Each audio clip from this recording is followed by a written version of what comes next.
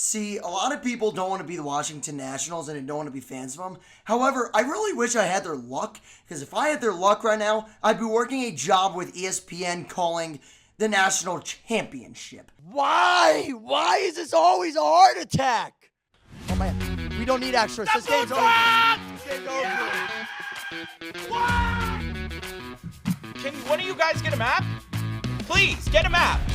Phillies have been painfully underwhelming. Oh my God! Die! They sting! Choose your fucking brain rock! It's gone! Alright, welcome in. Philly Menaces game recap. The Phils finally get one for me. Well, not finally, but the first game was really bad. It felt like it had been forever, because that game took forever, and Game 2 of this series took years off my life. Add to the fact I was also watching the Flyers, and I, like a cat, I have 200 lives, because I don't know how I'm here right now.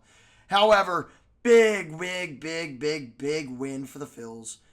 Let's talk about it. First of all, very good outing for Andrew Painter. I mean, he looked fantastic in the 6 innings he was able to appear in. He went 5 1/3. However, I thought they could have went further with him, and that'll kind of lead me into where I thought that was a really bad decision, because what happened afterwards.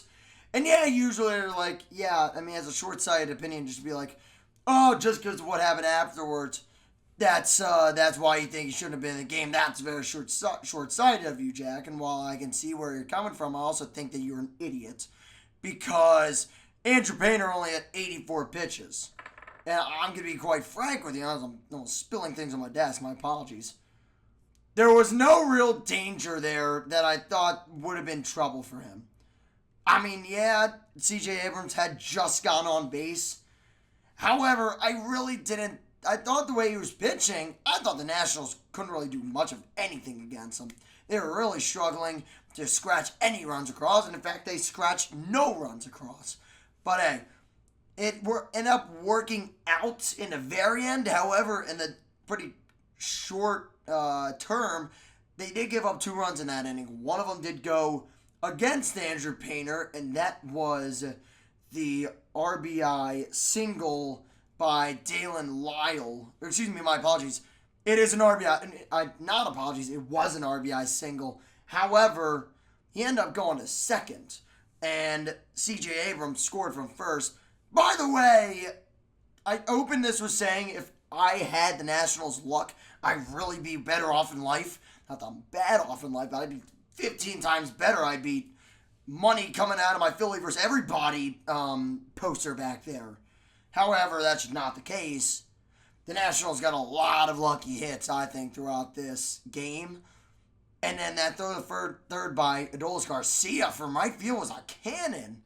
In an absolute cannon, and it just deflects off whether it was Bohm or Abrams. I don't 100% know. However, it deflects off one of them, and it goes into the backstop. So, at first, it's just like, oh my God, what a terrible turn of events. All right, that's one. But then, it just got worse in the 6th. So, I mean, Tanner Banks goes an inning and 2/3. Not terrible, right? I mean, you can live with an inning and 2/3 of 1-run ball in a game where you're scoring a lot of runs, but you're not. You simply were not scoring a lot of runs in this game. Although, I will give the Phillies credit, they scored enough. And last night, they did not score enough. It's, the excuse is they gave up 13 runs. But then again, you look at some of these games where they lost 5-3 on Saturday, and they didn't show up until the very end.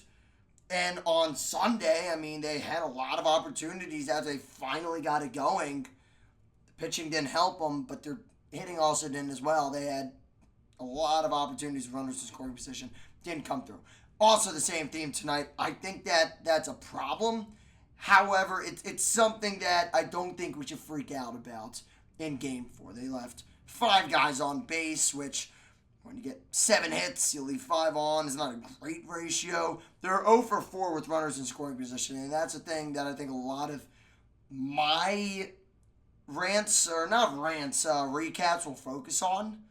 Probably the rants as well. I mean, yeah, it's a very big stats, and I think that the Phillies really need to make sure that they're coming through with RISP. They did not in the last two postseason opportunities they've had, so it's pretty clear that needs to happen. However, as for the runs, we got a Schwarber bomb, and that's always great and joyous and merry. And it was a one-run shot. It was a solo shot, but it was an absolute bomb. I mean, good Lord. His ball went 397, but went off the second deck. So, certainly a good start for Kyle Schwarber to have 2 homers this year. But beside that, he hasn't really done much. So, hopefully he gets it going in other areas. He can do that. I know the whole joke is home run or bust, but it's not what he's been the last year and a half, 2 years. So I'd like to see him get back to that, being a contributor in more ways than just one, and that being the long ball. Not that it's bad, but I know we can be more than that. So Kyle Schwarber gets him on the board with a homer, and then in the bottom of the fourth, an inning later, Adolis Garcia just kind of laced one out to right field, and wouldn't you know it, got out to first row of seats in the right, and that was kind of you knew it had a chance, but you didn't know if it was off the wall. That the right fielder for the Nats really didn't go up to try and rob it. I mean, it's a really high wall, obviously, but I think he was trying to kind of see if it caromed off of the fence. It did not. It went out, and thank God for that. That's how the Phillies got out to a 2-0 lead. They furthered that by Bryce Harper getting on after an error by Luis Garcia, and Justin Crawford scored. Good for Justin Crawford. He had a 1-for-3 night, and I thought he looked a little more productive tonight than he did in the prior game, and he's also not going to make chances.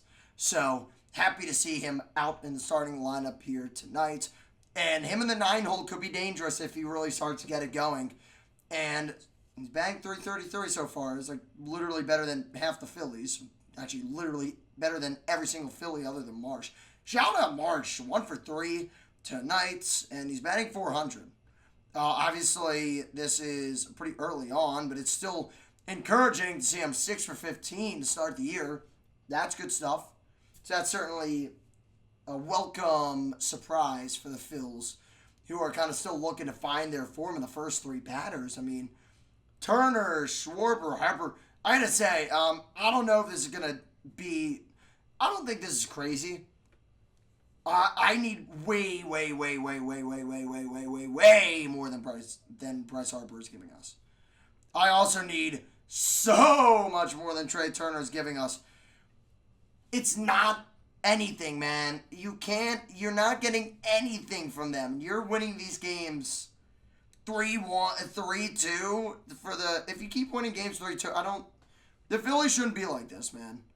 So that's why I'm kind of hey, maybe let's slow down on the Phillies they suck, man. It's only 5 games. However, it's also okay to point out that these trends that are going on with Turner, Harper, and Schwarber are totally not cool and they have to stop. They got to get something going. So I'm at the point where it's early on in the season, right? I mean, there's a lot of games left to be played. And who knows?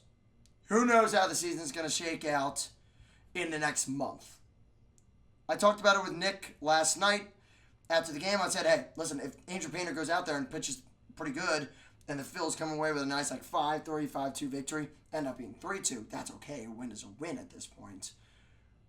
Things look a little brighter. The sun shines a little bit because it had been all rain clouds in the last 48 hours before this game. So I'm happy the Phillies were able to get it done because it allows the fans to kind of sit back and be like, hey, it's all right. It's all right. They're winning.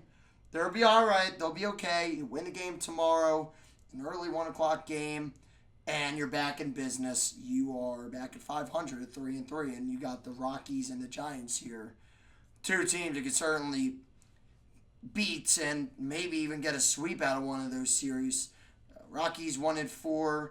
The the Giants are 1-3. However, they are winning 4-3 over the Padres right now at the top of the sixth spot. So by the time this video goes out, Giants could be 2-3. Irregardless, they're both under 500. That's your you got an opportunity. It's going to be a tough road trip. Any West Coast trip is. However, I do think the Phillies do have an opportunity to kind of jump out to a 3 or 4 games above 500 type record before they come back home to face the Cubs. Pitching matchups tomorrow, as far as that goes, we'll get a Sanchez day.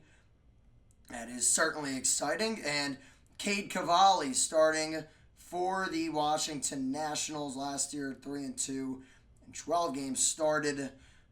5.08 ERA. However, back in the COVID year 2020, he was the 22nd overall pick. So, who knows? But yeah, like I said, who knows what's going to happen tomorrow. I really think this should be one that the Phils win. Irregardless, I will be back with you tomorrow to bring you the recap of that game. As for now, thank you for watching. Make sure to like and subscribe and comment, all that good stuff. I'm Jack Morgan, and I'll see you tomorrow. Thank you for watching the Philly Menaces.